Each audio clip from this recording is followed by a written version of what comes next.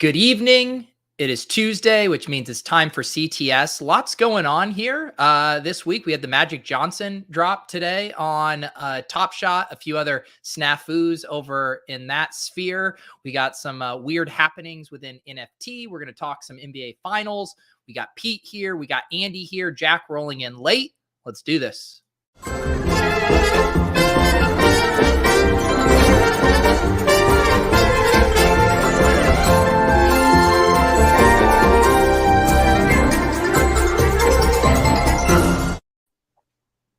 Pete, no wine tonight? Are you all wined out after your big spaces last night? Well, I actually had some wine earlier today with Ashley, but yeah, I'm actually drinking coffee and sparkling water. Whoa, it shows coffee. the state of my night. So yeah. Wow. Do you have a long night ahead? Is that decaf? What are we looking at here? No, not a super long night. Just a little rally here. How you guys doing? Doing good.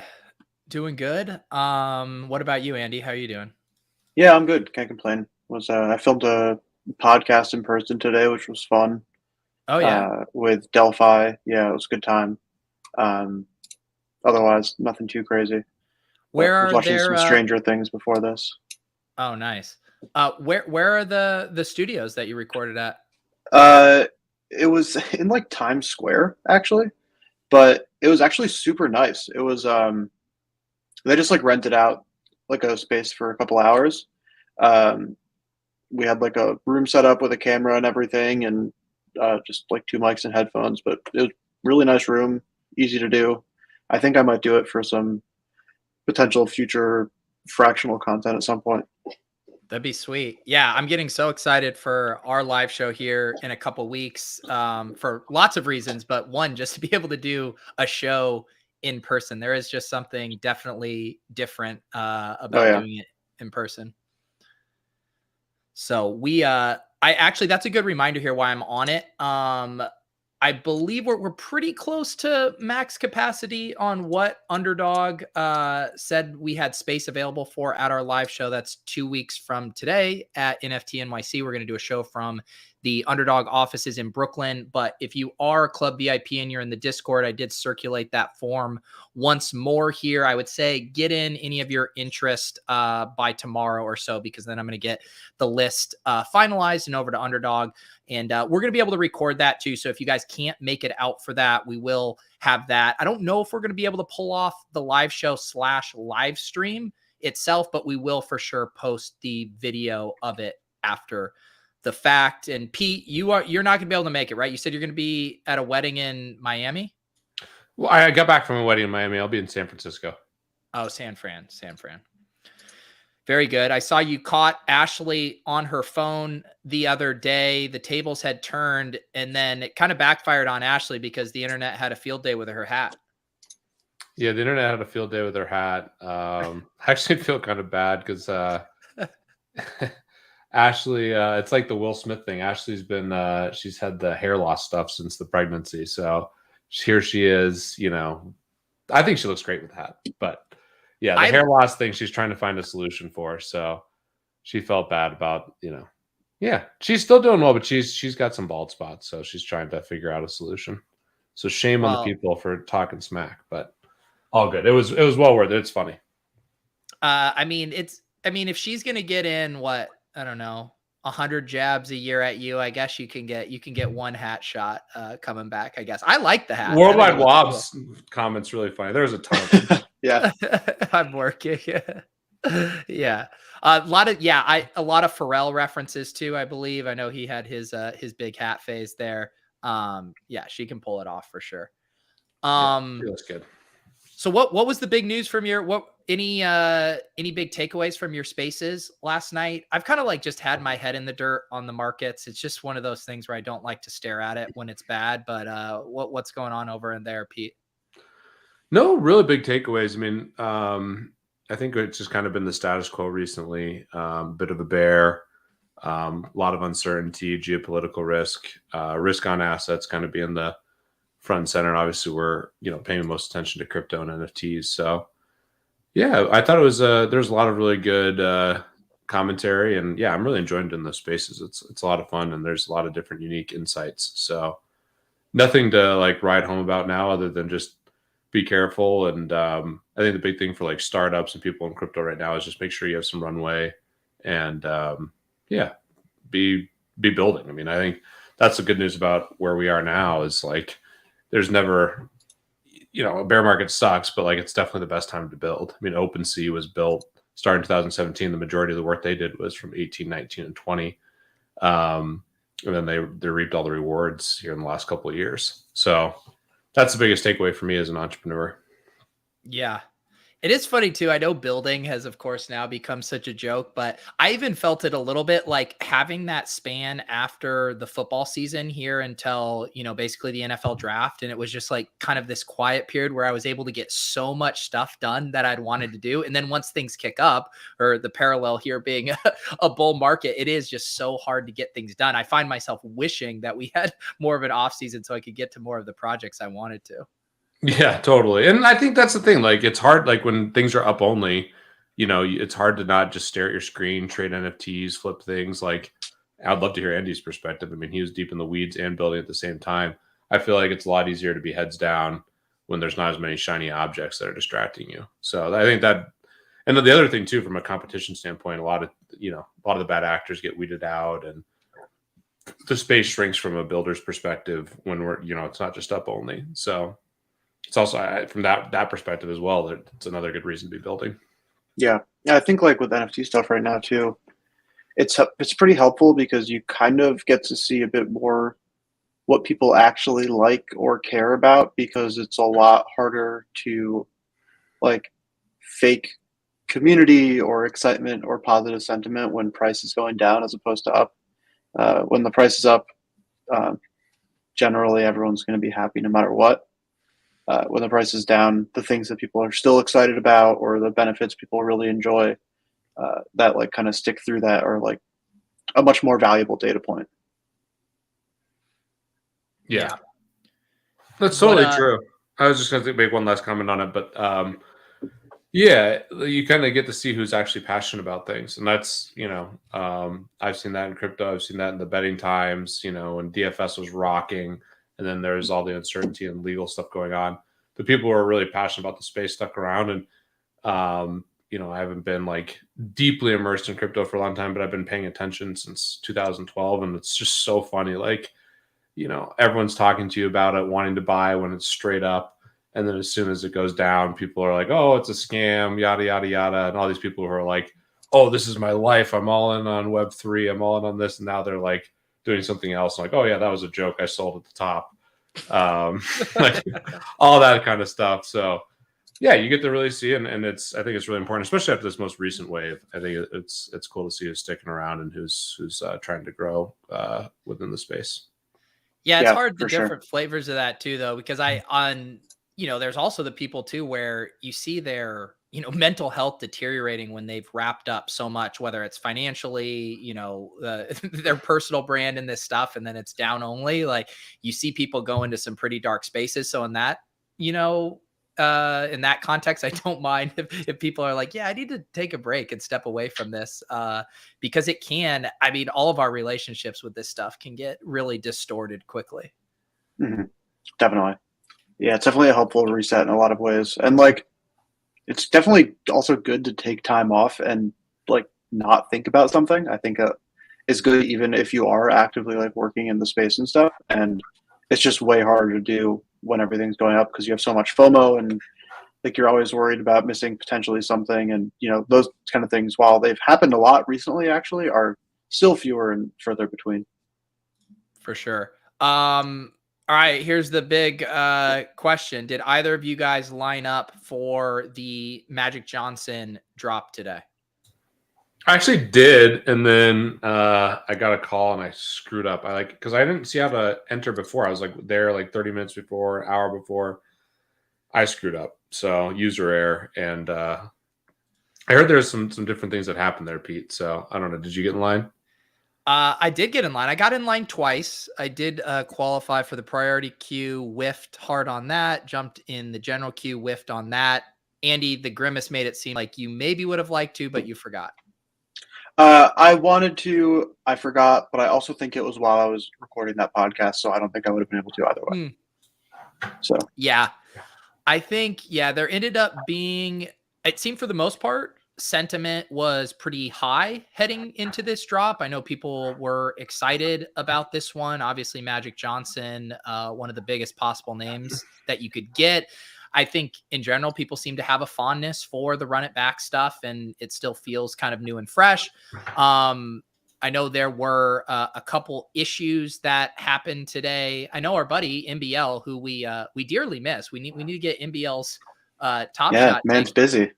I know he was in a Spaces earlier, but maybe the chat and all of you guys can help me piece this together as well. But basically, someone was gifted a bunch of holos this morning to basically reach the Top Shot score requirement to be eligible for this drop.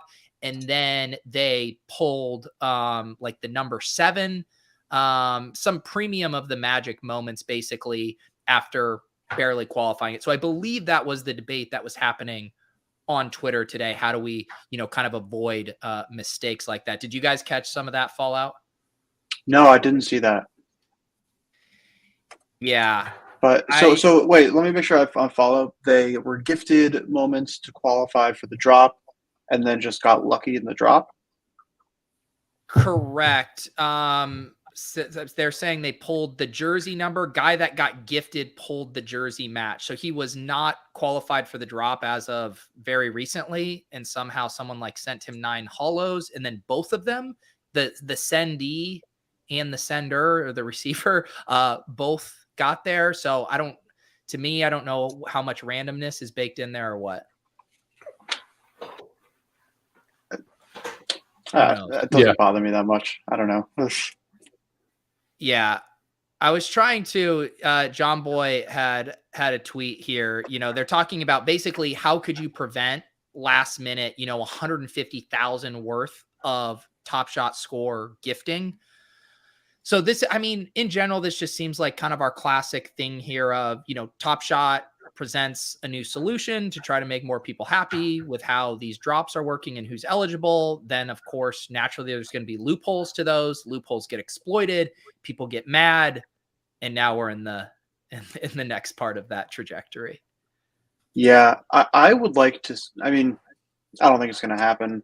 I would like to see them totally get rid of the drop qualifications, honestly, and instead transition it to a system more where you basically get increased chances of hitting based on your Top Shot score, Top Shot time weighted average Top Shot score, net spend, tons of different things like that, to where everyone has a chance to get a pack. But if you've spent $500,000 on the site and your account's been 100,000 point Top Shot score for several months, you have significantly better chances than the person who doesn't have that chance, doesn't have that stuff. I don't know. I think people care way too much about trying to make the most fair thing for a system that is, I think, literally impossible to make fair. I think Top Shot's done a pretty fine job with their queue system. I have my own, I was saying, personal opinions on how I think I would maybe do it differently. But for all overall, I don't think they've done a poor job of it. It's just it's literally going to be impossible to make everyone happy because people don't want whales to have too much access, or they don't want people who are new to have too much access, but then the other people in those groups also want to have these things. It's really impossible to make everyone happy. I've learned it's impossible to make Top Shot fantastic. Same thing happens on the show. We either don't talk about Top Shot enough for some people. For other people, we talk about Top Shot too much. You just can't win. I'm starting to just think that this NFT crowd it might just be the most entitled group of individuals I've ever seen in my life. No. Yeah. I was actually thinking about it today. I was driving home and I was like, the way it's like the analogy you sometimes hear of, it's like you jump out of the plane and you build the parachute as you go. And that kind of feels like what Mhm. Top Shot's doing, but we're all involved in this. I'm thinking about like how I'm playing fantasy sports and we're doing all the best ball, and like the rules are clearly defined. Like no one's like finding a loophole in how to draft on Underdog. And then the things we tilt are things completely outside of our control or unavoidable. It's a weird shaped ball that bounces in a direction we don't like. But the fact that like there's this messiness to how we're trying to even figure out what this thing is that we're interacting with. It just, I guess I don't know where I'm driving at. It's so messy right now, and people just have these emotional reactions to everything. Yeah. And I think a lot of it just comes down to, most of the time when people are upset about things, it's someone else, at least in the crypto, like NFT space, it's someone else making money on something that the other person didn't. And I think it's some level of jealousy, and also some level of FOMO, and also some level of oh, I could have done that, but I didn't. And so there must have been a reason that I didn't and they did, kind of thing. I don't know. It's tough. Pete's feeling entitled now. He had to. Yeah, Pete was really upset by that one. He had to leave here. John says gated queues make sense as a means to give an advantage to collectors who have spent the cash to get there. It just seems like they've tried so many of these different queue systems. It's ultimately going to be impossible to please everyone, right? Because then if the pendulum swings too far and you're saying, well, what happened to the dream of the new collector coming on and getting to pull a sick moment, as their first thing? Well, it swung so far that someone who had never interacted on the site pulled a sick moment and everyone's mad. So people love to complain. And that's the biggest problem, is that there's an incentive to complain. And I feel like, especially on the internet, people just maximize that, and it just gets tiring. So that's a hard thing too, as a builder and someone who's running a company or whatever. Like, oftentimes the best feedback comes from people who wouldn't complain, right? So it's challenging. And just, if you are that person constantly complaining, just look in the mirror. I mean, it gets tiring. Yeah, as Skeets points out, the ultimate paradox, the only way to make every Top Shot collector happy is to give them each a free magic pack, which in turn will make every Top Shot collector upset that everyone got a free magic pack. That doesn't sum up the Top Shot paradox in a nutshell. I don't know what is. I mean, in Ghost of Greg Oden points this out too, and we've talked about this a lot too, about being extremely reactive to complaints, which we've said can be a really helpful thing because they are nimble. They can react on the fly, change things, plug mistakes, but it also just has that pendulum effect where it seems to take care of one vocal minority, then they're happy, and then the other vocal minority gets pissed. It just, I don't know. I guess what I'm saying is I'm exhausted with this stuff, guys. I'm exhausted talking about it. Win rake back. Yes, that could make everything go away. Flow token. When are we getting that, Andy? Have they said anything else about that? I haven't seen anything recent on that. I have a feeling it'll be a while. Yeah. What do you think of this take, Andy? Dapper needs to be more Web 2 than Web 3. I don't think they're necessarily wrong. I think they're in a bit of a weird middle ground in a lot of ways right now. And I think probably it would help if they just kind of picked one lane or the other. I would say someone else said that they're really reactive to feedback. I think that's a really good point as well. I think they're too reactive to what people say they like and don't like. I saw someone tweet about something today about how they had an app and they did one of the things that was one of the highest pieces of user feedback was that they wanted a particular feature, and then when they made that feature, their user usage dropped off significantly because it was one of those things where users said they wanted it, but then in practice they didn't actually want it. And the fact of the matter is, most people who are using Top Shot or things aren't thinking very critically, myself included for the most part, aren't thinking very critically about why do I like this thing or not like this thing, or why does this make me upset, and is it something that Top Shot is doing, or is it just me? And so that makes it hard. But yeah, I could see, I mean, I guess I don't really know what being more Web 2 would mean in this sense. I feel like they're pretty Web 2 already. I think that would probably mean a little less site gamification stuff, but I don't think that matters that much. So I don't know. I guess I don't really know what that would mean necessarily. I guess you could say too, I mean, can you think of a Web 2 company that is as reactive to kind of letting their users dictate the roadmap? I guess I can't really think of a precedent for that in Web 2. Yeah. Because it's this weird thing where I don't know if that's too much of a generalization for, where it's almost like Web 3 is often trying to figure out what their customers want, even more so than Web 2. Web 2, it's like, we know there's a product market fit here. We know there's a group of users who will enjoy this. We're just going to go down this road. We'll take input tweaks, as we go. But Web 3, it's like, this could be literally anything. And we want to incorporate what you want, because that's actually going to be what drives this the most, is their users being happy. Yeah. Yeah. Like, some part of me does think sometimes, like, I wonder if basically for the last year, if Top Shot had been like, fuck a lot of the Web3 stuff people are excited about. We're just going to like keep releasing packs at a decent cadence because that's like how you do trading cards. Mm-hmm. And we'll have like some challenges sometimes, and that's kind of going to be it. I wonder if things would be better or worse or different than they are right now. I definitely don't have an answer, but I think it's like a valid thing to think about. Like, would the traditional collector people care more, care less? Is that user base just not ready to come and do this stuff? Like, maybe they should be spending more time on Web 2 user acquisition than like Web 3, convincing them that they should come back to Top Shot. I definitely don't have the answers to that stuff, but yeah, it's a hard question. This is a pretty good analogy from Seth. Top Shot feels like the fantasy league with your friends where you change the rules every offseason to cater to the idiots who sucked the previous year. That is a good analogy. I still am in multiple leagues like that.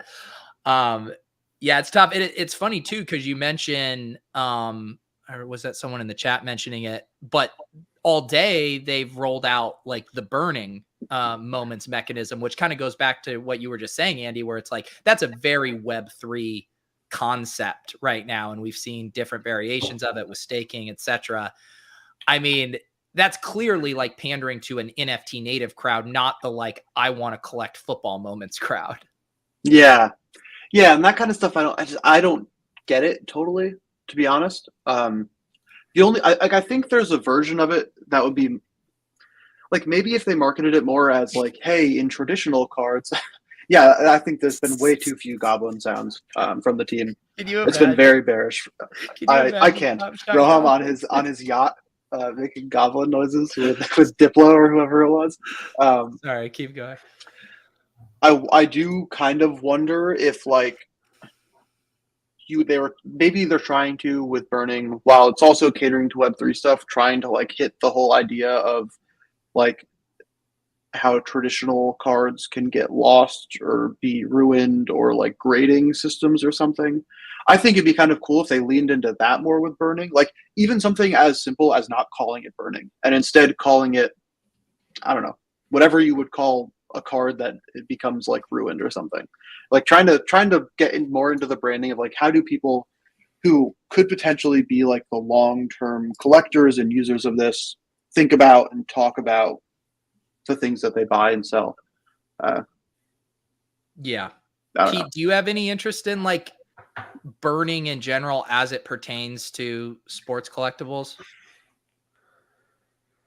I think it's a pretty complicated thing. I think broadly the best thing for collectibles is that anyone can get into them and understand it, basically. Like, and this certainly makes it a little bit more complex, which I think that's kind of the beauty of Top Shot, at least within Web3 for a crypto protocol. The experience is just so much more basic than a lot of the things that are out there. So I think that's something that's really important. I do think, we've talked a lot back and forth, and I've generally been on some of the utility side just with the partnership of the NBA. But what rings true in a lot of ways that I always have to like go back towards with my view is, collectibles are just supposed to be fun and simple, and like, I think like what Jeremy Levine has asked for, what Michael Levy's talked about a lot, makes a ton of sense, where it's just, they're just collectibles. And like what you just said, Andy, there's a cadence of the packs coming out, like something just simple like that is a lot easier to understand. And that's part of the reason I think it's been challenging. Like if you're trying to stay on top of Top Shot, I mean, there's so many different moving pieces all the time. And I think that's been kind of a pain point for collectors. But I say that, and I've been begging for certain utility within the NBA. So I get that they have a real challenge. Yeah. And I think it's that couple. I mean, I do think people would probably be willing to give them a little bit more slack if it weren't for some of the kind of more avoidable mistakes. I know the other most recent one from this past week, I think they accidentally uploaded a video well in advance of when it was supposed to be uploaded. I believe it was about crafting. Just kind of like an accidental, mistake in a vacuum, not a massive deal, but it starts to compound with other mistakes, other comm stuff. So I think it just like all gets thrown into this giant melting pot where, people don't, I talk about it like if you watch, I don't know, like you watch a movie or some kind of piece of editing and you immediately know if you're in good hands based on like the production quality, or you go see a stand-up comic and you immediately know if you're in good hands with this person owning the stage. I think people are worried they're not in good hands right now with Dapper, with some of these stuff, because all of these elements go where it's like, I think they'd be willing to give them, some slack and trust them on some of this long-term vision stuff, but all these micro kind of things add up. And now people have, justifiable doubt. Yeah, I think that's spot on. I mean, I think that's well said, Pete. And yeah, I mean, we'll see what transpires. I hope that this year of the football season, there's a little bit more hype, and I still love Top Shot in so many ways, but yeah, there's just been some growing pains, and that's the nature of what's going to happen. But we'll see. I did have a really good experience going to an NBA game, so shout out to Top Shot for that. And I hope that more and more people get like unique NBA experiences, and just like, yeah, I've heard other companies like, there's subscriptions added to like League Pass, and there's some smart things that I think they can do, but at the same time, like what we just talked about, like just making it a simple collectible and like a trading card makes a lot of sense too. It is funny how we definitely poke fun at the concept of community. And I think it's fair a lot of times to poke fun of that as far as how community forms online. But I do still think like IRL community is pretty undefeated. We've seen it with our own meetups with Club Top Shot stuff. And, a lot of these NFT conferences, Andy can probably speak to it with much more than I can, but that still is one of the coolest elements. And something you think Top Shot would just be primed to really tap into, of, the intersection of people who love basketball and who love collectibles. You have a built-in, group of people there that will probably have a great time, chatting with each other. And like you said, Pete, you had a lot of fun at that event, even though you're maybe not super embedded in the online Top Shot community. I do think there's a big difference there. Yeah, I do think there's a big difference there, and we'll see. I mean, I just hope that they can get some things sorted out. And yeah, I mean, something like today is like super a really good opportunity, and it just feels like there's been some fumbling, but it's easy to criticize. It's easy to complain, and I don't know. I feel like that's what we've been doing for a while now. I know. We are gonna tonight. I wanted to hop in a puppy draft. I thought it would be fun on Underdog. The puppy is 72% filled. So we're gonna hop in one of those in a second. Yeah, Underdog crushing it, by the way. Underdog, they're great. Shout out. Have you how many are you on for your Underdog cardio club, Andy? Officially with tweets 3 or 4. I've done at least one that I forgot to share. I didn't take a photo of it, but I'm grinding. You gonna get in the Underdog cardio club streets? I've been drafting teams. My cardio is basketball, so it's kind of hard to draft an Underdog team while playing basketball, but maybe I'll in the sauna. Maybe the sauna should count, right? Like if I'm sweating in the sauna, that should count, right? I think so. The phone gets really hot, so maybe I take the phone in during the picks. Maybe I'll do it when I'm like, at the 1 or the 12 pick, so it's pretty obvious when I can go back and forth. You know what, Pete? I would say that would be incredible content if we could get someone filming you playing a pickup game with your phone in your hand, just one-handed dribbling, shooting, and drafting your BBM3 team. to get an entry into the cardio club. I think that would be phenomenal content. Yeah, Levitan Yeah. can film. Levitan strained his calf again today, so he's going to be out for like a month or so, which is just heartbreaking. He's been grinding tennis. Nothing good happens playing basketball other than. So he got hurt playing basketball or playing tennis? He got hurt originally playing tennis, then he was gone, then he came back in basketball, and today, non-contact, he was done. Pray for Levitan. And when was his big high stakes tennis match coming up? It's going to come up in the next month or two, is my sense. He's been training a ton too for it. Yeah, man, he's been busy. He went to World Series of Poker to play a quick high roller and came back. A little quick 25K. He got busted out real quick. Got a piece of him. Shout out to Levitan. Thanks, buddy. Is Levitan the new CSU Ram with all this, travel and lifestyle? He's living the dream. Dude, he just went to Vegas for like 4 days. I mean, without the kids and family. I mean, man, what a life. But yeah, he's doing well. He's going to Europe. And then I think, Pete, you're going to be out here when he gets back. We got the whole crew. Dinkmeyer. We got a bunch of people coming out to Colorado. Yeah, he told me, he's like, you want to stay at our place? And I was like, I think we're going to be staying at my parents', but maybe we do a night with you. And I'm just like, what kind of operation is he running over here? If he could just tell everyone that they could just come crash at his house. I was like, is your Lauren going to be upset at you extending these invites? Is he just running a fraternity house over there? He's got 2 young kids, so I don't think so. But his house is great. I would take him up on it. I think it's great. Yeah, I know. I didn't know Dink was going to be out. I did know Leone was going to be out there, so we'll have to. That's going to be the fun one. The big basketball match is Leone versus Glenn. I don't know if you've met Glenn, but that they have a one-on-one game for a lot of money, so that'll be really fun to watch. Yeah, for people who don't know Glenn, very, very sharp dude. My first kind of really getting to know him was right before the Bales push-up challenge, because he did a trial run on it himself a few days before, and he was crushing it. He was going to get there. And as someone who didn't think Bales was going to be able to do it, that take did not age well. I then started to get worried when Glenn was like, yeah, I can do this. Like, I'm going to get this done. So yeah, he's a beast. Very smart, crushes the WNBA and college football streets. Basketball game, I'm trying to think of like a comp to him for basketball. He's like a guard who can't shoot. So that's going to be troublesome. Would you say like a below the rim Russell Westbrook then? Yeah, exactly. Although Jack was quite good. So like Jack, he was really good. Yeah, Glenn, it's going to be a battle. We'll see who comes out victorious, and that'll be fun to watch. I'm very curious to see that. Is this? I mean, like Leone is he's in good shape. He just had a really good half marathon time, but this feels like one of those basketball matches now that you told me about Glenn, where it doesn't seem like you want this one filmed. If you're it's going to be long. Bass and Glenn played a match, and they both of them can play pretty good defense and no offense, and it was like 30 minutes to get like 2 baskets. I could see they're supposed to play like best of 3. I mean, it could be a long time. Yeah. Okay. Let's there was one other story. So just a couple other NFT loose ends before we hop in this draft here. So we did get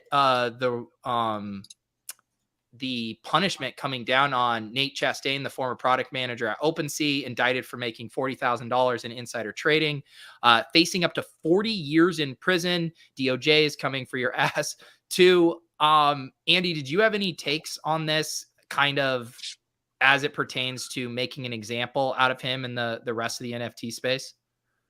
I don't have any crazy nuanced take. I spoke to our lawyer and a bunch of lawyers to get more of an understanding of what actually he was is being charged for and was arrested for.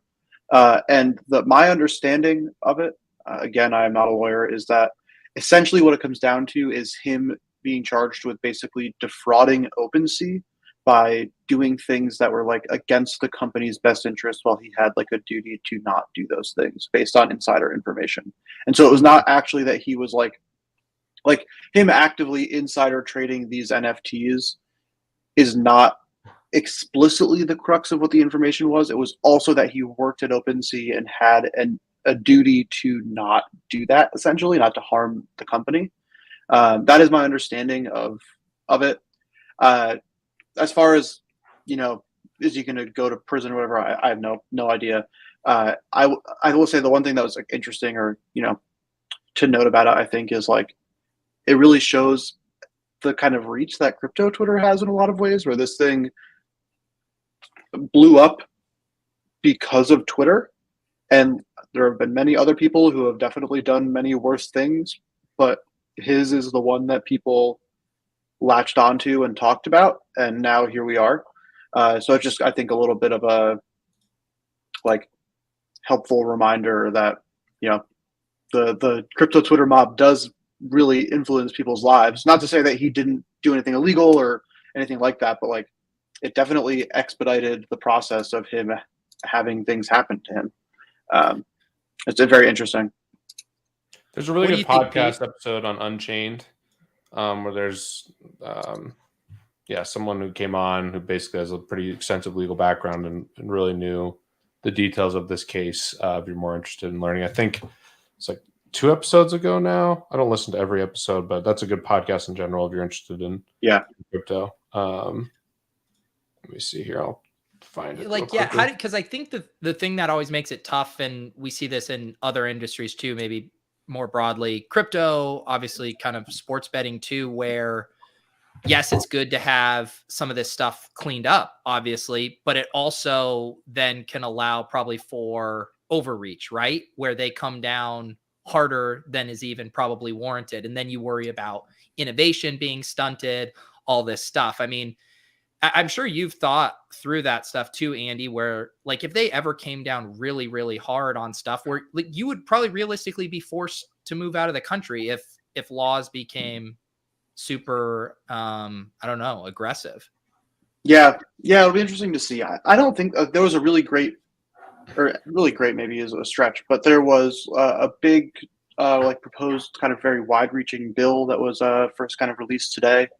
That's like hoping to add a lot more clarity to the crypto regulatory space, and that was super interesting. There's definitely going to be more regulation in the U.S. on all of this stuff, but at this point, I think one of the good things is there is enough kind of money and influence in crypto now that I don't think it'll be regulated to the point where it's like not possible to be a U.S. citizen and make a crypto company or something. It just doesn't feel feasible at this point. Well, I think we'll get like some fear mongering of that here and there. I don't think that'll be like long-term a concern. Yeah. Any other loose ends and NFTs? Andy, what were you telling us about? Oh, sorry. Go ahead, Pete. I got a couple things just real quick on that. Yeah. Episode 359, really good on Unchained, just a good crypto podcast in general. I also think we talked a little bit about Luna and that whole debacle. That's going to bring regulation for sure. I think regulation on stable coins was coming already, but that accelerated it. And then, the one market thing I wanted to bring up that is super interesting is Nancy Pelosi buying Apple and Microsoft calls at like basically the bottom is an interesting factor. She's the greatest trader I've ever seen. So shout out to her. Yeah, I guess a few other like quick things to note. The merge, there's Ropsten Testnet is like basically doing like a practice ETH2 merge right now. That's supposed to go through in about 12 hours.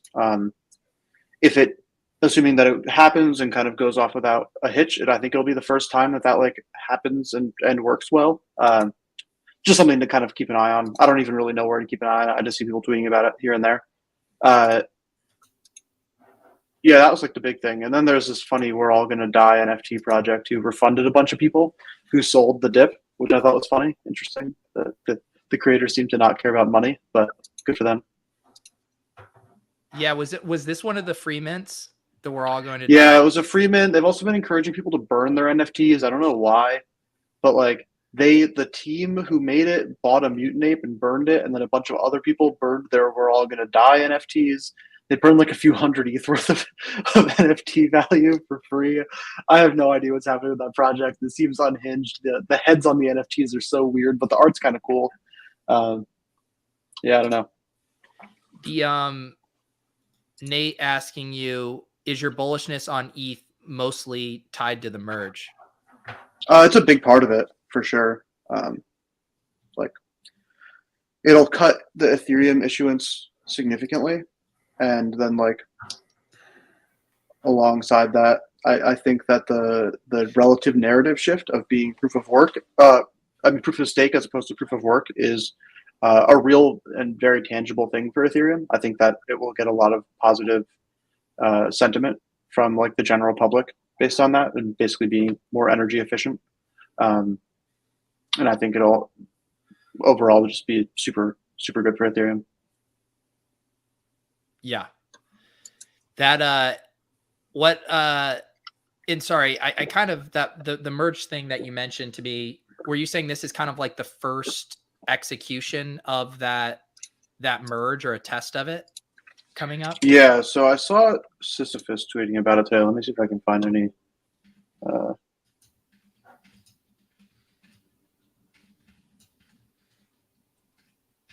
like way to track it or anything. I don't see too much, but you can see here is all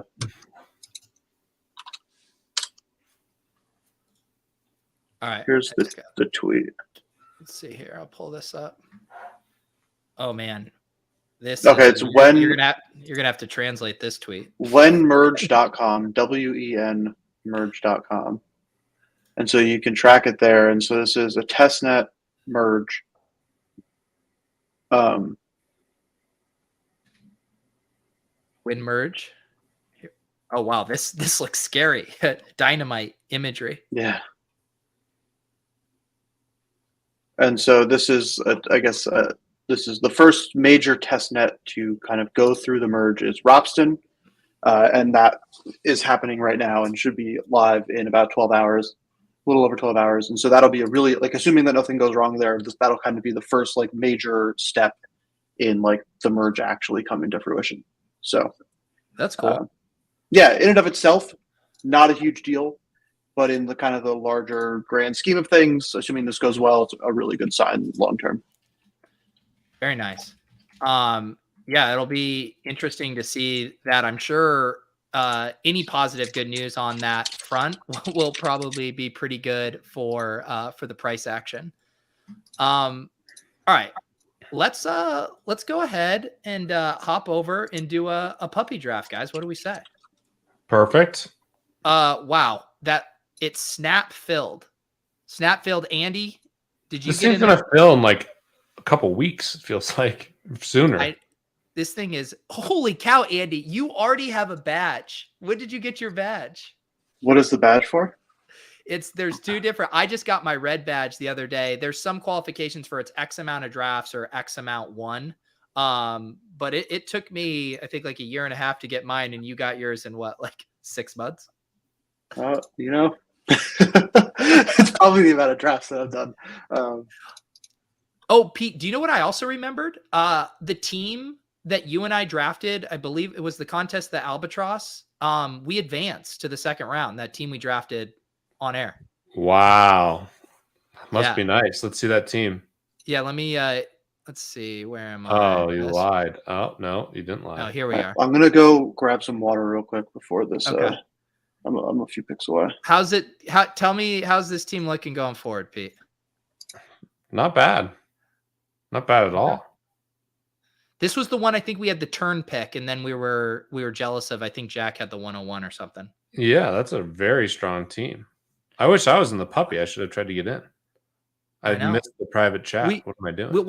We clearly have the secret sauce here, so we can. How many have you done? How many underdog drafts have you done so far? I mean, you've done. I'm not at, dude. I'm only at 40. All streamed, or have you done any while not streaming? Yeah, I do my Underdog Cardio Club ones. I've been so busy that I haven't been able to rip these off in my free time yet. Yeah, I'll fire in one. I'll fire in one for the 25 best ball. I think we already did. We get, where are we? Did we get timed out already? Yeah, so we got timed out. Christian McCaffrey. Perfect. We can live with that. So, all right, you guys talking drafts? I Let's see. I'm going to see how many drafts I have done now. Have you been doing puppies or just BBM threes? Just BBM threes. Yeah. There's one spot left in my BBM 3 that I'm just going to draft alongside. How do I see it on here? Oh, completed. Here we go. All right. Do you want to do a quick guessing game? Maybe just for the chat, let people guess. How many BBM teams you've done? Yeah. What was it? It was what two streams ago where I was in the 20s. I think it was. Yeah. Yep. So let's hear the guesses in the this chat. pick is hard here. I really don't want. I don't want to take Najee Harris. I never do, so I'm going to do it this time. You take Devontae Adams right there. That's who I always take.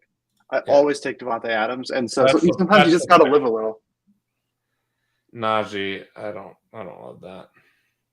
I mean, I agree. Like this whole thing. I mean, I love Diggs going here at this spot. He's a lot of times available at 8, 9. I like Adams, Cook, and Kelsey all ahead of Harris. Yeah, I do as well. I legitimately think this is the first time I've ever drafted Najee Harris, and I won't say how many yet, but I've done a decent amount of drafts. I think that was the first time I've ever drafted him. All right, the guesses are all over the map. I think Skeets is low on you. He's the lowest guess at 41. I believe the highest I see is 95.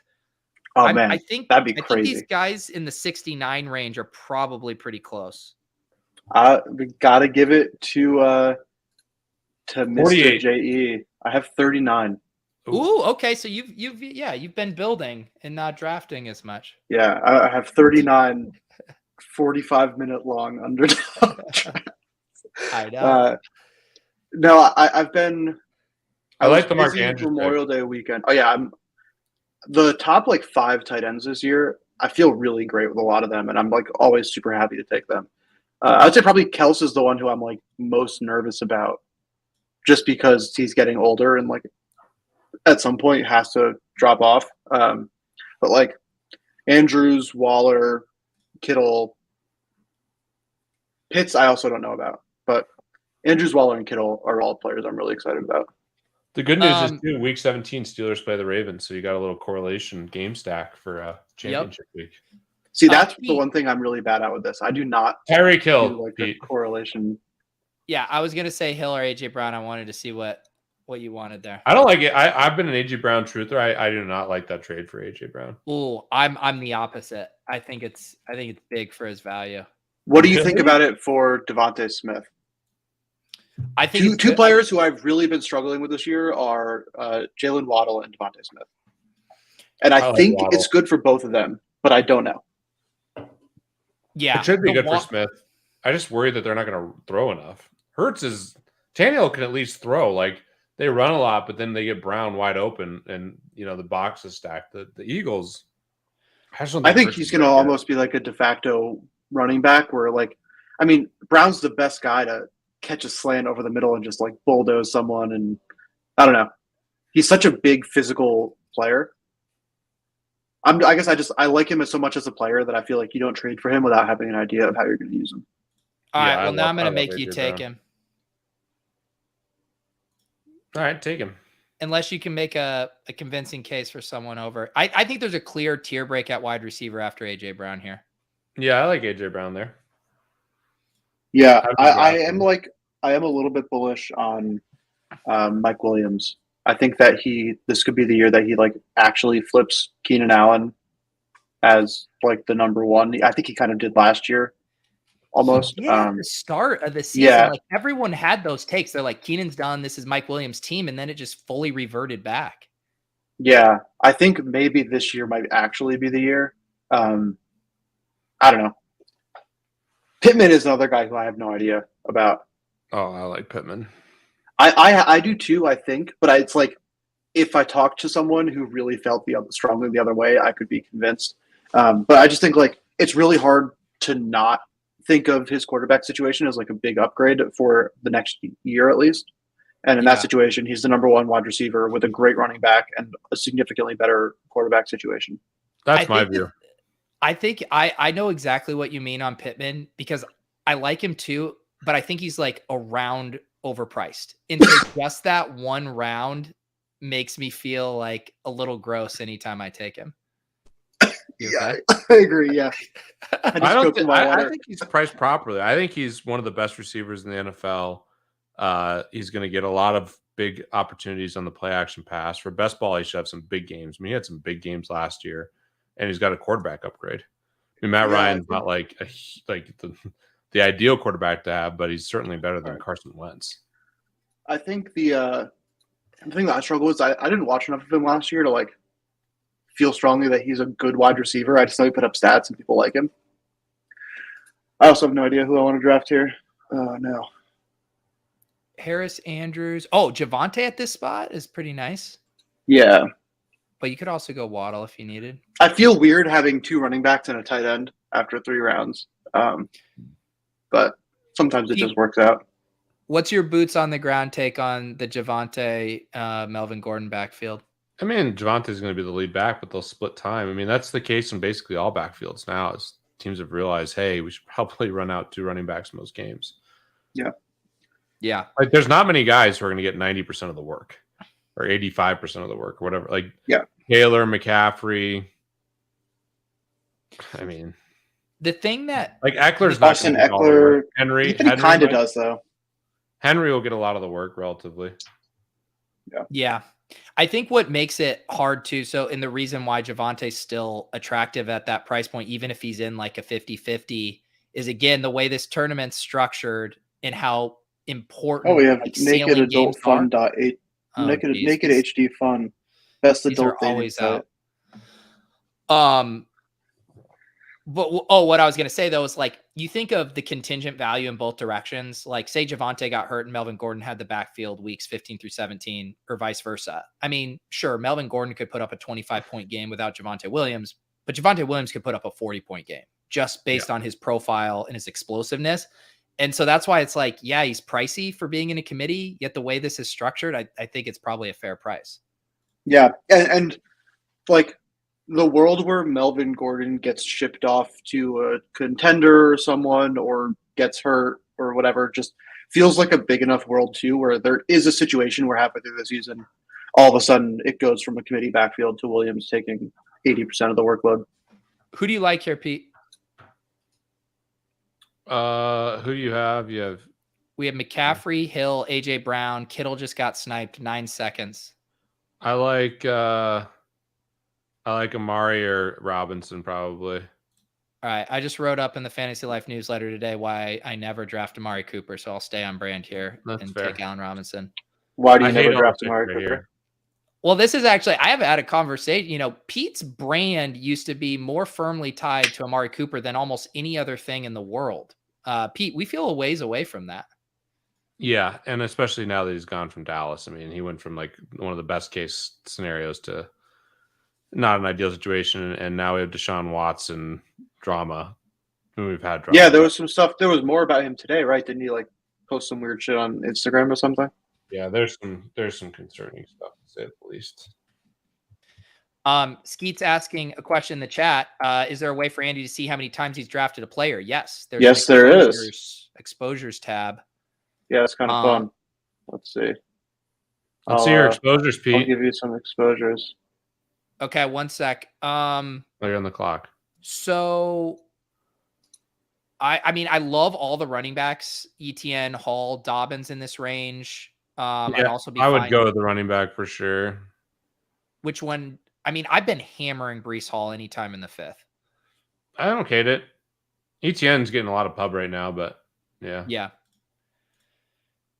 I'm really bullish on the Jaguars offense this year. I don't know why.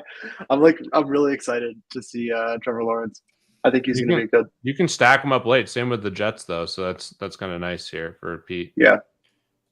I like how you built a little mini Pittsburgh stack there, bud. Yeah, I don't hate it. The bad thing is drafting Kenny Pickett, but no, you don't need to do that. You don't need to do that. Yeah, I don't think it's worth it. I'm hoping you get a specific player here. Wow. Very, very specific player. Oh yeah. Yeah. Done. One more spot. Don't do it. Soluna Do 23. it. Salute. Don't do it, Soluna. Oh no, 23 and Luna. This is like all my things combined. Jordan. Oh no, and the timeout I think will be an auto draft. No, if you get drugged up, No. wow, that would Golly. And you had all the Baltimore guys left still too. Yeah. I'm going to take Rashad Bateman just out of spite. No, don't do that. I think Dobbins are going to take one of them. Yeah. Dobbins. I'll circle back. I don't mind Kenny Pickett in specific builds. Like if you had an elite quarterback like a Mahomes, Lamar, or whatever, and then you grab him as your second, or if you get forced to a 3 quarterback build and you tack him on as your third, I don't mind him in either of those scenarios. I guess that's something that I don't know a lot about. When do you go 3 quarterback versus 2 quarterback? I almost always go. I guess I generally draft quarterbacks high for the most part. Yeah. Like I normally find myself in a situation where it's like I can get Mahomes a little bit later than ADP and I feel good about it, or I can like stack a few guys who I like. So I normally end up taking them and then like a guy late, like a 2-0 or something. But yeah, I guess why wouldn't you do 3? I in my perfect world never take 3 either. I do really think at the onesie position, getting one of those quarterbacks that have access to, you know, a 40+ point ceiling is going to be really important to win $2 million. But when I get boxed out, it's kind of like a sliding scale. Like I'll push it. Like if I could even get, you know, Aaron Rodgers and Tom Brady or 2 quarterbacks within like the 9th to 11th, I'll still rock 2. If I'm getting my first quarterback after say round 11 or 12, that's when I'm like, all right, I'm going to just wave the white flag here. Even then I might still push it. Like maybe I'll just do a Zach Wilson, Jared Goff. And like, if both of them take a big leap, you know, this year, then I'm fine, because just in general, I do not want to be using more than 2 spots at the onesies positions, because at least when you use, you know, you have so many other places the running backs and wide receivers can fill your lineup, and they're just not adding that much over the average baseline. Yep. The only place I've got to 3 quarterbacks really this year is like the super, super late combination of guys. And then I've done some with Deshaun Watson when he really falls.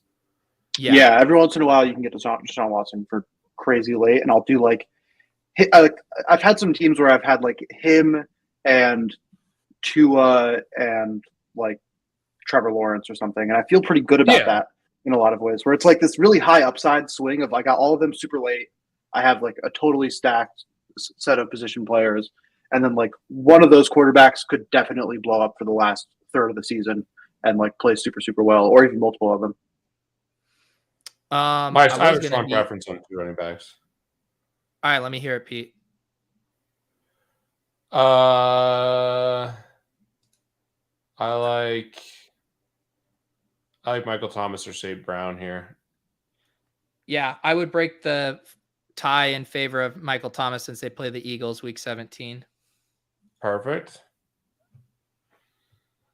I was gonna want to scoop Kyler if he fell one more pick there. Kyler at pick 70 felt pretty nice. And then so we are Pete and I are playing it a little dangerous with the onesies here. Schultz might have been nice. We're now pretty much, do we want to try to backdoor a Russ stack, or we're going to be headed toward some 3 builds here at the onesies? I like, you could reach for Miles Sanders. I don't know if I'd do that still. I don't like that stack that much. I'm just going to grab Traylon Burks. Really? Over St. Brown? You're not a St. Brown guy, I can tell.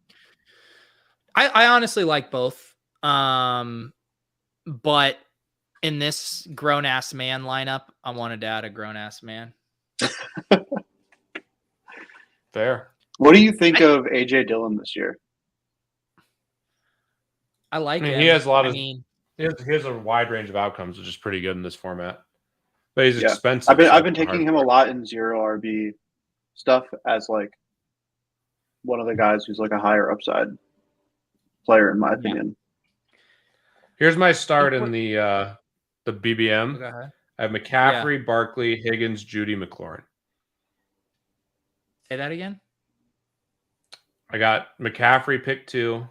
I got Yeah. Higgins pick 23, Barkley pick 26, Judy 47, which I feel really good about, and McLaurin pick 50. Pretty nice. Gosh, these bots are out of control tonight. Fair market. Let's see here. Someone asked where the head of losing is at. I don't know where Jack is. He said he had dinner. Yeah. He said he had dinner. I think he said he had dinner at 7 though. That's a long dinner. I mean, he's a businessman. Long dinners. I'm sure he's, finishing up his second espresso martini right now. Getting some tendies. If you guys, one thing I'd shout out here is if you want some different ranks than just the ADP, I think ETR is doing a pretty damn good job. You can upload their ranks really easily, and they update every day. Yeah, and what's going to be the big game changer is I know Underdog is close to having the ability to toggle back and forth from ADP and ranks, which is really important. That's nice. Yeah, because I do think I never want to change it off ADP just because to me it's more valuable to be able to speculate when other people are going to draft players than it is to like I have my own internal rankings that I can look and I do it enough that I don't need to necessarily have it right in front of me. But a lot of people I think just are going to draft one of the 3 highest players on the board for most of their picks. It is funny though, because then you can tell when someone really goes above ADP, you're like, oh yeah, that's someone ETR has ranked, 7 spots ahead, and they're drafting off of those ranks. Yeah, I had to check myself. I just almost drafted Tyler Lockett thinking I was going to stack him with Russell Wilson, but oh wow, I am still going to draft Tyler Lockett here. But there's a few like that are still I think Darrell Williams is nope. They changed him for a while. He was still listed as KC in here, so it looks like we got the update push on him. All right, so who does Andy have? Andy has my team's a little weird. Najee, Andrews, Javonte Williams, Deontay Johnson, Dobbins. So double Baltimore, double Pitt. Then he has double Denver. Darnell Mooney. Oh yeah, double Denver, and then Lockett and Mooney. Yeah, Hamler. You're gonna have to get him. Maybe load up on Ogun, whatever. Yeah, I was bummed. I just barely in the round where I drafted. I think it was Deontay or one round. I just missed Sutton, Cortland Sutton, and Judy, and I love getting those guys. I'm very excited about both of them having a quarterback that isn't absolute trash. So Pete, one thing I'm conscious of here is I really don't want to do a 3 QB and 3 tight end build. I think maybe getting a Goddard and trying to push us to a 2 tight end build would make sense. Yeah, I like Goddard here a lot. Obviously, we can't get the Hurts double with AJ Brown, but I'm still fine to bet on the Eagles with those 2. Yeah. You know who I think you should grab here for sure? Go back. This is us, Pete. Don't say you. This is a collective. We're gonna albatross this in the puppy. Oh baby. I have a specific guy in mind. I would draft Robert Woods. Okay. I like where your head's at. Set up the Tanny stack. Action. Do you know who else is in play and who is getting good training camp reports? Is Hooper too. I know. I love Hooper. That's the guy. Yeah. We're on the same way. I'm blowing up your long. No, I like this. I like this a lot. Corey Davis coming up later. I might have a player fall right into my lap here. I feel pretty good about. We'll see. Fingers crossed. If Sol Luna 23 doesn't screw me up. Oh my God! Chase Claypool. Sol Luna. It wasn't Sol Luna. This time, no, it was. It was BB Rack. Sol Luna. That's just a straight needle. It is really funny. It's funny because when I do all my streams, I always recognize the usernames for the most part, and I've never seen this name, so it's perfect for a club Top Shot draft. That's Sol Luna. Yeah, and the 23, just with the Jordans. I mean, that's perfect. Is there something I don't know about Kenneth Walker that he hasn't been drafted yet, or other than he's on Seattle? No, I think this is that's insane. the answer. Yeah, 105. Yeah. Seattle is the scary part there. Yeah. Top Stat, I agree. I do love the streams when the whole crew is here, though. We need another Top Shot bull market, bring everyone back. I think we can get everyone back without a bull market. Everybody's schedules in the summer get mixed up, but I do agree. We need a full-on reunion soon. And you also ask, is 2-3-11-2 too cute in the puppy, a hyper fragile build with Brees, JT, and Saquon? I don't think so.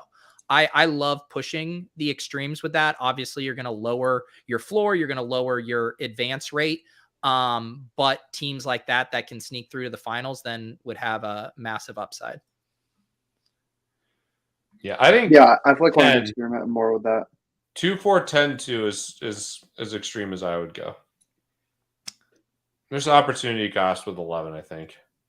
The problem is the reason why is because that 11th wide receiver or 4th running back is, at least optimally, will probably be your 17th or 18th round pick. And both of those are going to have such low hit rates regardless. But yeah, you're probably drafting dust there anyways.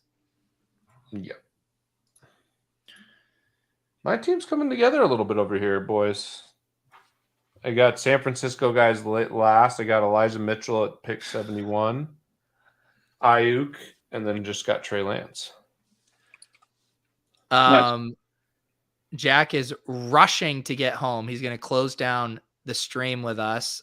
Scotty, no, we touched on it at the top. I tried twice to get Magic. Our buddy Mike Zakarian at Team Hold got all the influencer luck. He did pull one, though.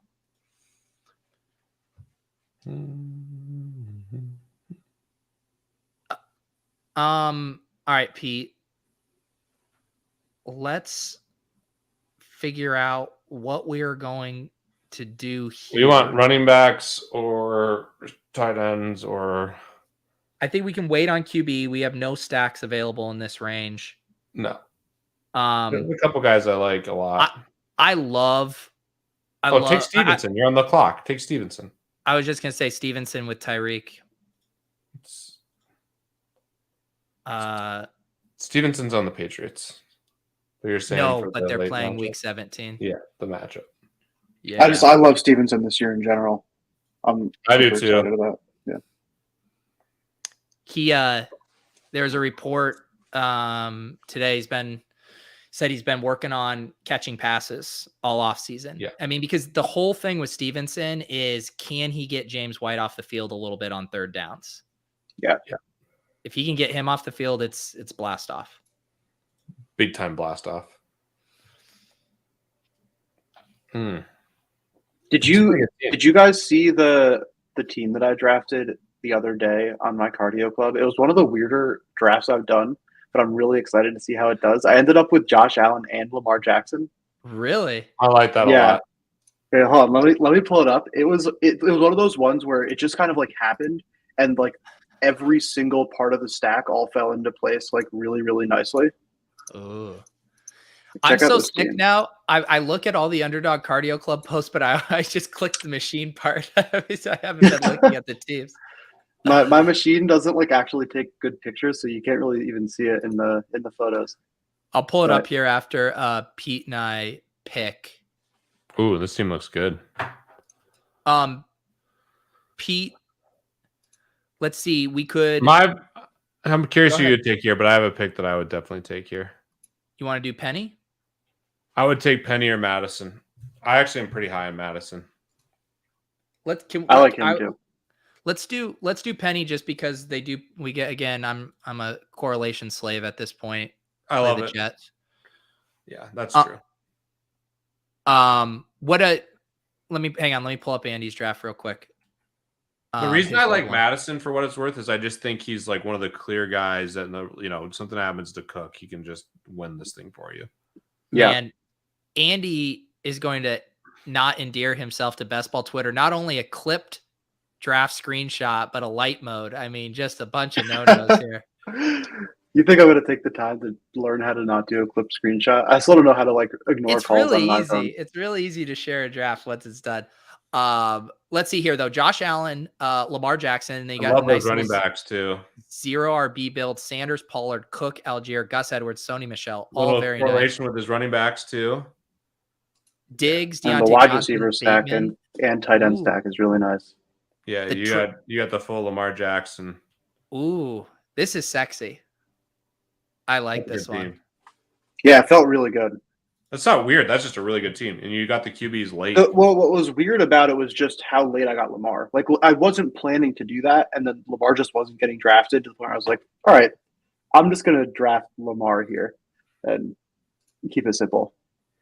Yes. Alex, I do love your Peloton stats. I should, for those of you guys who aren't used to watching best ball content and are more CTS fans, one, I apologize, but two, I think you'll enjoy it. Three, if you're wondering what Underdog Cardio Club is, we launched a thing where if you do 7 BBM3 drafts, we're doing a puppy draft. This is a $5. They do have the $25 tournament, which has 2 million up top. If you participate in a draft while doing cardio, I prefer the Stairmaster. Alex in the chat likes the Peloton. People have been doing even jogging IRL. But if you do those concurrently and post a screenshot of both the team you drafted and your, cardio stats, calories burned, time, all that, if you get to 7 of those, not only will you get an Underdog tank, but you guys, there's a secret piece of alpha, not alpha, utility that's going to be coming to Underdog Cardio Club members. And so that is what we keep referencing here with the cardio drafts, if you were wondering. All right, Andy, who's Andy got right now? Oh, yeah. I reached a little bit, but I like it. I'm 16 picks away after that. I didn't think I'd get him if I waited. So you got, you completed your Mooney stack with Fields and then tacked onto your Denver stack with Akui Bunam. Yeah. One of the things I actually don't really know the right strategy on is kind of when to chill on a stack towards the end. Like in a situation here where I have Wilson and Fields, I never know when I feel good. Like, do I want Byron Pringle? Not really. Do I just take a shot on him towards the end though? Probably. And so trying to figure out the right balancing act there is something that I don't think I have the right thesis on yet. Yeah. Hang on. I have a comment on that, but we are on the clock here. I don't mind Devontae Parker right here. I was just going to say that too. And I love, because we're headed toward a 3 quarterback build, giving us more outs for a backdoor stack, I think makes sense. Totally. What I was going to say, Andy, and I actually know, I do not want to steal any of his thunder, but I know Leone over at UTR is working on something, looking at how much reaching for stacks impacts your win rates. And, again, I don't want to steal his thunder, but it's, you don't want to be in the habit of reaching too much. And so that's why I would use it as a tiebreaker of knowing yes, I would prefer Akui Bunam to Hamler late, all things equal, but knowing you have that safety net of still getting the correlation late should, I think, give you the patience and permission to kind of let it fall to you, as opposed to being I just got to go out a round early and make sure I get this guy. That's what I do most of the time. Is I'll kind of try to just not go into the draft after I draft my first wide receiver or something, not just be okay, now I have to stack these 2 players, and kind of try to let it be a little more fluid and see what ends up actually coming to me, as opposed to just hard forcing something. All right, Pete, we are back up here. Is Jarvis Landry still available? No, but David Bell is. Landry's for the New Orleans. Oh, yeah. Yeah. Tight ends available quickly. Njoku, Henry. Grab Henry. Yeah, I'm just going to grab Henry. I was going to say we could maybe reach on Winston. That's a little early for him. That's all right. It's all right. I mean, I think Hunter Henry is going drafted a little bit too late, to be honest. I agree. He's one of the only consistent things the Patriots offense will have, and Mac clearly likes him. One thing that's interesting is the handcuffing the running backs. We could have taken Michael Carter, but I broadly am pretty against in the puppy or other formats. I might be okay with it, but in the BBM particularly, you just want to swing for the total fences on the guys. You need all guys to go nuts. I think there's almost the only player I do it with is Dalvin Cook and Mattson, and just because I really don't trust Dalvin Cook to not get hurt. See, I also think Mattson's good enough that he could still fill in for the most part. That's almost like the opposite of like that. They're like more on the extreme of the exact backfield I wouldn't use it at, just because their kind of performance is going to be way more like binary tied to each other. Whereas like I'd be more willing to do it with like a Nyheim Hines and a Jonathan Taylor, where it's like I think Nyheim Hines he could put up usable weeks even when Jonathan Taylor's fully healthy, where it's like Madison is probably never going to stiff your starting lineup unless Cook gets hurt. And so just like from a basic level, and I know this hand cucking strategy is now being a Galaxy Brain meme, but it's like, think about, you can still get the benefits of a handcuff, but you could potentially get two, right? Where it's like, if you hit Madison without Cook and you drafted, I don't know, Austin Eckler up there, now you have Austin Eckler and Madison. And I think that's kind of what Pete's getting at too, with how big that final is. Like, you need all 18 of your bullets to have a chance. Yeah. Yeah, you're just swinging for the total fences in the BBM. You need just all upside. Still have to be smart with your construction, but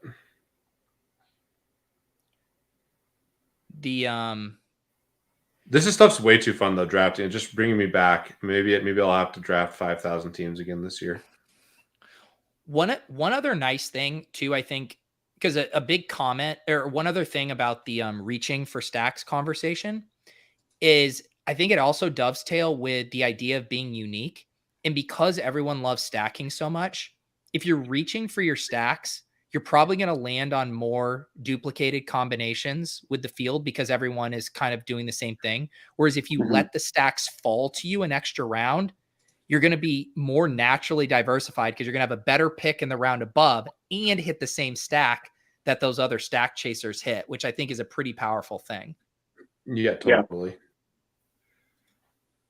Yeah, I think in general, just, and like, I mean, this goes far beyond just underdog drafts, but like in general, having the ability to like be flexible is severely underrated, I think, in things like this. Of like, if you go into a draft and you're like, I'm stacking the Jaguars offense, your draft is just going to be worse than if you didn't think that going into it. And like, that is, far reaching outside of just this as far as like a skill, but being able to more have like a general idea of, these are the things that I care about and like the things that I want to focus on. And then being able to kind of, as you go, evaluate, okay, here's the current situation. Here's what I have, which of my like 3 different preset plans of 0 RB, anchor RB, anti-fragile RB, like which of those am I doing and what stacks am I going to execute with that kind of as time goes is super, super valuable. But it can also be hard to do if you're not like getting practice. For sure. All right, Pete, we're on the clock. We got sniped on Winston. We're starting to head down an interesting road here. We should probably grab one of the QBs here. I think we get. Should we grab Fuller as just one more big upside wide receiver and then start ripping quarterbacks? Yeah, I'm fine with that. What do you guys think of the Galaxy Brain Taysom Hill tight end pick? I don't mind it. I've done it a couple times. If I end up in 3 tight ends, I'll do it as my like kind of last shot. Well, that's where I like it too. We're on the clock. We gotta grab a quarterback. I think we just grabbed Tannehill here. Yeah. Hooper. I guess we didn't need 2 tight ends anyways, but Hooper does go there. Someone really wanted to spite us, taking Hooper as their tight end 30 picks ahead of ADP. That's what the times I've done it, Andy. Like, I'm never going out of my way to grab Taysom, and I don't want to use him in a 2 tight end build either. So it's like if I punt tight end and I either have some Saints, preferably, some kind of stack or some kind of correlation with the Eagles, if it all lines up perfectly, then I'm like, all right, Taysom's a fun pick here. Yeah. And it is like, I find that far less Galaxy Brain than the handcuffing stuff, because if you're telling me, I mean, Taysom Hill's floor is going to be like 15 points as a quarterback, and you're getting that at the tight end position. I mean, it's a massive edge. Jackie Pax. Hey. You just smoked some kush. Just Some got kush. the kush lit up. I'm matching Jennings with our light green. Oh yeah. Someone earlier said that we needed a Top Shot bull run to get the whole crew back together. They miss us all doing shows together. I mean, you would think Mike Levy is akin to Joe Biden. It's tougher to get to him than there's the president. This is insane. He used to feel like he was a member of the show. He used to feel like, he was happy to come on here. Now, just to get a DM back, it's quite the effort. But he's in the replies, so I know he's still out there. Yeah, he's probably tuning in right now, just noticing we're doing an underdog draft. He's like, boy, I'm glad I'm not doing a fantasy draft right now. It's just refreshing his collector's score. What picks did you guys have? Are you just one drafting, or I thought I heard Jennings had a. No, I'm in here as well, but Jennings is also running a separate draft. Yeah, I'm running something that's not on stream. Gotcha. I'm actually it's an alt draft. How many cardio clubs are you down? Overs up? Only 3. I gotta step it up. And it's just June, right? Just June. It's a lot of cardio for June. Let's take a look at Andy's team. We will, but we need to make our pick here in a sec.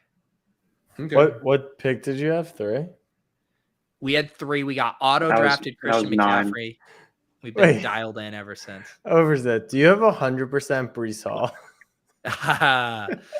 Not 100, but yes, buddy. I am in on Breece Hall. I'm telling you, he's going to be a 3-4 turn pick by August. And so I'm packing all my 5th round bags right now. You're going to be like the perfect example of like dominating ADP with just zero payout. Wow. No, not because it's you. Fun. Just like everyone, it's like every time you bet a team. Who the fuck took Mac Jones from us? Oh my God. Come on. All right, Pete. What do we? I don't even know what to do now. Yeah, there's honestly nothing. I was excited to get Bourne and Ryan Tannehill, Mac Jones combination. That's like we're gonna need to do something quickly here. I'm just gonna add another free agent wide receiver. No, we can't. We already got cucked on our Patriots stack. Well, have you? What else do we even have? What are the quarterbacks that are available? Do we have a Colt? No, we don't have. Yeah, this is pretty thin. Why don't you take Bridgewater? There's no way Tua finishes the year. We're not doing that.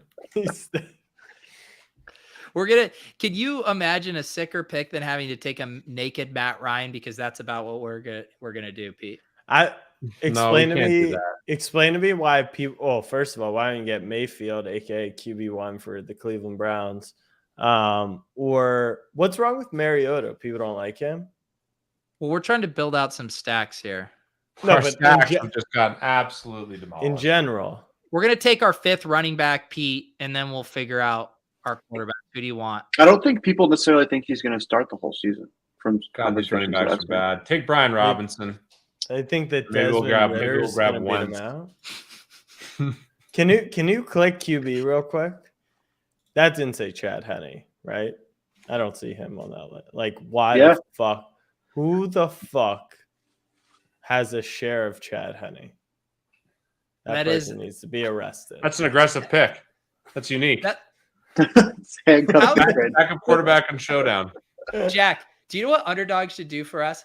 They should reveal like data. They're like, okay, there's been one person in all of BBM3 who have drafted Chad Henne, and they send us with a documentary crew to go interview them. It'd be like, I was the only BBM2 share who had Joe Flacco last year, and he actually started multiple games, and I don't think he contributed any points. Funny that Pete said that, and we were talking about Mayfield. For whatever reason, like my early DFS days, pre-Underdog, pre-anything serious, I took Mayfield in that game against the Jets when he came in for Tyrod, and I still don't even think I cashed. And he was the QB1 for the game. So The backup QB play does not always pay off. This is God ugly. Lord, if you do your research, you can sniff this one out. I think I've mentioned who that is. Wait, I love Ghost of Greg Oden's comment. Who goes first in a backup only best ball format? Like what's the first round? Backup only? Well, Backup only. What do we Tyler consider Huntley backup wide because he's receivers? better than Lamar. No, Josh Johnson because he's better than both. What do you consider backup? I guess it's only backup quarterbacks we're saying, or all players? Let's just say quarterbacks. Let's just say quarterbacks. I was gonna say it'd be like Just Madison. think who's the best backup QB in the league? Yeah, or what's his face on the Packers would be up there. Dylan would be. Yeah, AJ Dillon. Yeah. It's tough. Like, do you rule Lance or Garoppolo the starter? Come on, Jack. Man, Yeah. I don't know. Pete, okay, first of all, we were having a conversation about 2 QB, 3 QB builds. What Pete and I just did is not advisable. You do not want to do a 2 quarterback build with Ryan Tannehill. No. We got stacked receivers though. We can still come back and win it all. What do you think? Should we take Mayfield? Pete? I don't hate it. Who else is left? I honestly think I would take Carson Wentz first. Just do Wentz? I think it's He's definitely Wentz. Wentz or Ryan. I feel like, or they'll put up some numbers a couple It's weeks. Wentz. It's Wentz. Well, I mean, we got to. Make If Matt Matt Ryan. Ryan is here, I to don't. take- Why not Mariota? I don't understand. we at least have a mini stack with Wentz and Brian Robinson. It's ugly. I don't mind Mariota either. I was gonna feel good about this team if we got Mac Jones. Yeah, think we had a Mac really was good going to make start. this fun. Yeah. Yeah, Some then it asshole. turned ugly fast. Meanwhile, I have 3 quarterbacks on my team. What which are I your never 3 do. quarterbacks? Lance, Daniel Jones, and Mac Jones. I did the same thing. I got all these. I got all the. I got Daniel Jones, Barkley, and Galladay. I got Lance, Elijah Mitchell, Ayuk, and I got Jones, Stevenson, Parker, and Henry. I would say I would never advocate that we take Stidham, but if we did have like a Ritter or Malik Willis on the Pats, I would say like let's just YOLO it and play for the outcome where Mac Jones gets hurt and a fun backup plays. But I don't think Stidham qualifies as a fun fantasy backup. All right, I hate this team, Pete. We're going to take Carson Wentz. Yeah, it's the worst Despite- team ever. 2596. Ryan Tannehill, Carson Wentz. I would just like probably delete that. Oh, this team just tilts. me. Let's look at Andy's so we can just get that taste out of our mouth here. Andy's We got is the better. It's Yeah, not Wilson, the best team Fields- I've drafted, but Najee Javante, Dobbins, Walker, Jamal Williams, Deontay Johnson, Darnell Mooney, Tyler. Oh, just got rugged. Let's see. I will never think of this team again. I'm going to have to name it something accordingly. Deontay Johnson, Darnell Mooney, Tyler Lockett, Gallup, David Bell, Alec Pierce, Hamler, Zay Jones, Paris Campbell, Mark Andrews, Akui Bunam. Why couldn't you have let us have Justin Fields and you could have had Matt Ryan, for your Indianapolis double stack there? I didn't realize I was going to end up with an Indianapolis double stack in the last couple rounds. Andy, what's your week 17 mini correlations? Please. I couldn't tell you a single one. Oh, then you're dead. You're dead. You have no chance.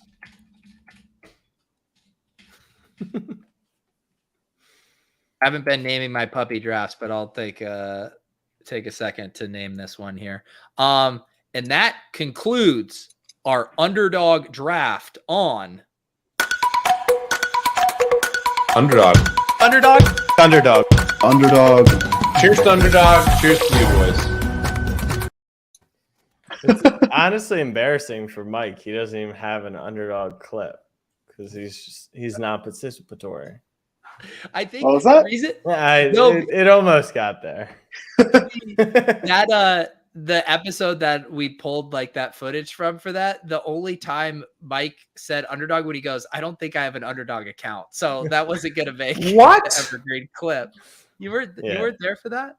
Oh my God. I'll see him in Austin. And by the way, I've never been, I mean, I'm excited for the conference, but imagine going to Austin in June. I mean, you'd have to be absolutely insane to do it. Yeah. July's worse. So I mean, you go to Austin in like March or April. You don't go in the freaking summer. It's only going to be 105 degrees and humid. 105 degrees and humid, no big deal. That's my domain. Well, Jack, we were powering down here, but do you have any Top Shot takes you need to fire off from today? Magic drop, any Top Shot score, snafus, any of that? What? No, I'm just trying to pull a trying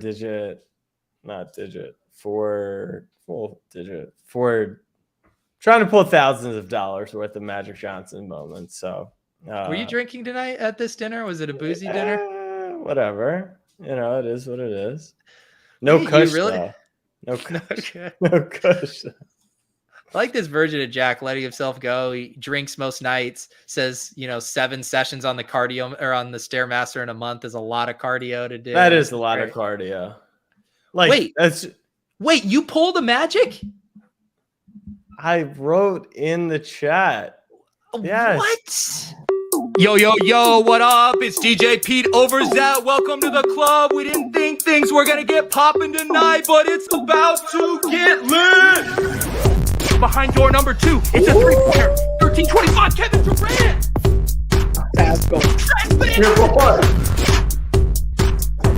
We're going to get a LaMelo. We're going to get a Luka. We're going to get a LeBron. Victory reveal. Let's go. God damn it. I don't need another layup. To the window.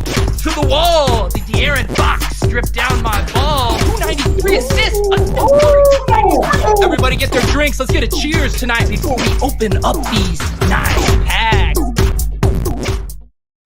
Wow, wait. Old Jack, you did tweet about it. I was going to say, how did I miss you? I wrote it in our group too.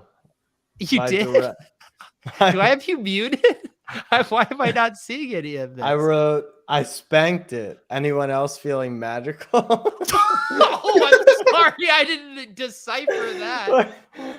Did you think I was just like in the bathroom, on private browser or something? I mean, Jack, I'm sorry. Maybe I'm the boomer. Can anyone tell me that I spanked it means that you... I mean, what the hell? I mean, I know what that normally means, but yeah, I was actually in a meeting and I had joined the queue. I sent the pack drop text because someone tweeted at me. I wrote priority queue. I wrote priority queue for Magic Johnson drop is open. General queue at 3 p.m. Eastern. Reply stop or I love you to be removed from these texts. And everyone replied that I love you. And I'm actually concerned that people think that actually removes them. You have to reply stop or you will continue to get the text. But I did spank it. During my meeting, I spanked it good. I bought it. The credit card fee is a little ridiculous. It's like a $399 pack. I paid $420. Good kush. And anyways, I have a Magic Johnson pack. All right, walk off Magic Johnson pack. What the fuck is an anthology? Oh no, Jack. Oh no. No, like I know what it's like. You go through time and there's something, but it's that store that girls like to shop at, right? I think that's anthropology. Oh yeah, okay. Yeah. No, I was at a golden dinner tonight. There were like $50 million worth of golden collectibles. What dinner? Golden hour. We were just pissing all over each other. Jesus, Jack, you are a loose cannon tonight. Golden auctions. Golden auctions dinner. Kenny G was there, just flaunting. I mean, I was holding $3 million collectibles, $6 million collectibles. And I was talking to, this is my one take that I get before I walk off pack. Yeah. I was talking to a OG collector who he sold a company during the .com era and bought a bunch of collectibles, and like just hearing the stories of like owning collectibles early days, I literally like delist every time I talk to someone. I like delist my stuff on here because I'm like, well, if Top Shot is actually the future of fandom, then you never know. So What kind of utility did they have in the early days? You could spank it in the magazine that that are worth 3.2 million. There's a comic book that's worth $3.2 million. Crazy. Anyways. All right. Hang on real quick. Jack, just give us an itemized rundown of what you drank tonight.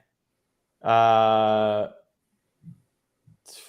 much, honestly. Pretty embarrassing stuff tonight.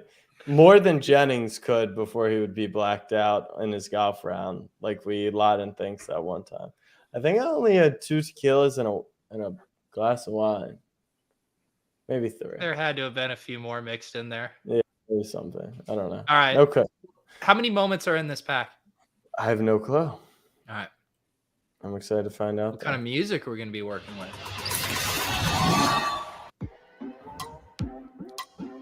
What? I forgot it was 1 moment. Walk off 1 moment. Hey, you said you wanted supply to go down. Well, you Scarcity, baby. All right, so for everyone, there's 2 hollows and 2 MGLEs. So, all right, this is a walk off 1 moment. Send it. Holy shit. All right, let's do it. Blue. Here you go, Jackie packs. Influencer pack. Oh my God, you got a magic. A rare. 32. Look at this, the parquet. Wow, that's a flip. Oh. The bank is open. Jack, how we feeling about this pull? Just turn this stream off. It's disgusting. Good night, guys.